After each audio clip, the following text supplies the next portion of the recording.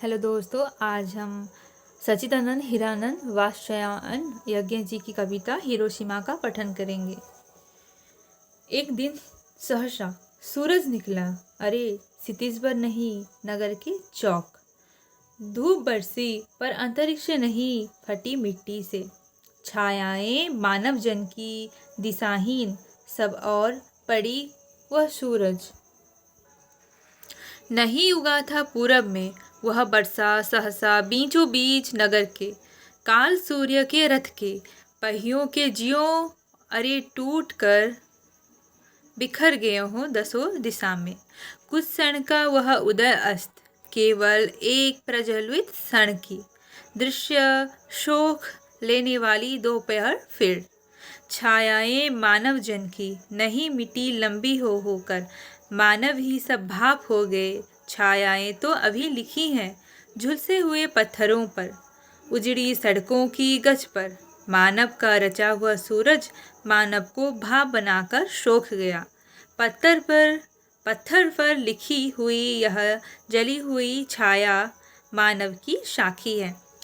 प्रस्तुत कविता में क्या लिखा गया है? प्रस्तुत कविता में उस विभीषिका का वर्णन है जब द्वितीय विश्व युद्ध के अंत में अमेरिका ने परमाणु बम हिरोशिमा पर गिराया था। अमेरिका द्वारा परमाणु बम गिराए जाने से भीषण नरसंहार हुआ। बम के फटने से ऐसा प्रकाश हुआ मानो सूरज निकल आया हो। यहाँ पर कुछ कठिन शब्द हैं, जैसे कि क्षितिज। क्षितिज का अर्थ पृथ्वी और आकाश का सम्मिलित स्थान को बोलते हैं क्षितिज। अंतरिक्ष पृथ्वी और स्वर्ग के बीच का स्थान अर्थात आकाश।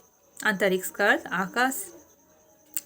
काल सूर्य मृत्यु रूपी सूर्य। अरे का अर्थ पहिए में डंडे। प्रज्वलित अर्थ जलता हुआ। गच अर्थ पक्की फर्श या धरातल। क्षण अर्थ बहुत थोड़ा पल। साक्षी या साक्षी गवाह। यहाँ सूर्य एटम बम तथा धूप बम के विस्फोट का प्रतीक है।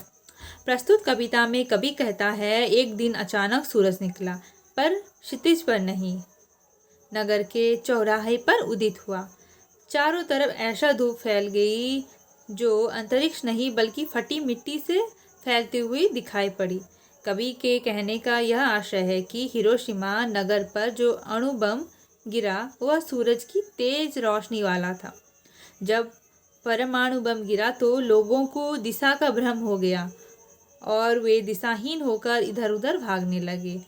वह सूर्य पूर्व दिशा में नहीं उगा था बल्कि नगर के बीचों बीच अचानक बरस पड़ा था। अंजाम यह हुआ कि नगर में सूरज की तरह प्रकाश सर्व तरफ फैल गया।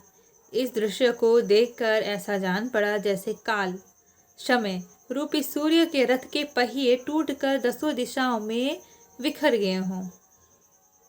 परिणाम स्वरूप यह भयानक प्रलयंकारी दृश्य दिखाई दे रहा हो।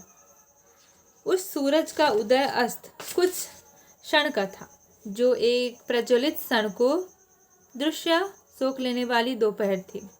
वहाँ थोड़ी देर के लिए उजाला तेजी से फैला, फिर अंधेरा हो गया।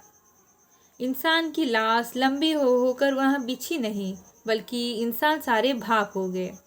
झुलसे हुए पत्थर और उजड़ी सड़क की गच को देखने से ऐसा प्रतीत होता है कि कोई भीषण विध्वंसकारी घटना घटित हुई है। यह परमाणु बम मानव का रचा हुआ सूरज है, जिसने मानव की जान इस तरह ले ली कि वह भाप बन गए। आज भी हिरोशिमा की धरती पर उस जली हुई छाया के प्रमाण मिलते हैं। इस विनाशकारी क्रूरता का परिचय आज भी मानव संस्कृति को मिलता रहता है। यहाँ कुछ प्रश्न हैं, जैसे कि पहला प्रश्न, नगर के चौराहे पर क्या उदित हुआ? उत्तर होगा सूरज।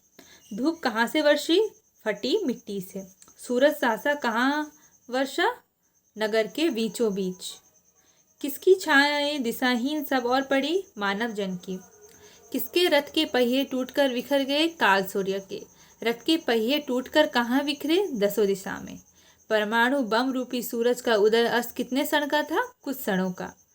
किसकी छायाएं लंबी होकर नहीं मिटती? मानव जन की। परमाणु बम के फटने से कौन भाप हो गए? मानव। जली हुई छाया किस पर लिखी है? पत्थरों पर। इतना था कविता और उसका प्रश्न।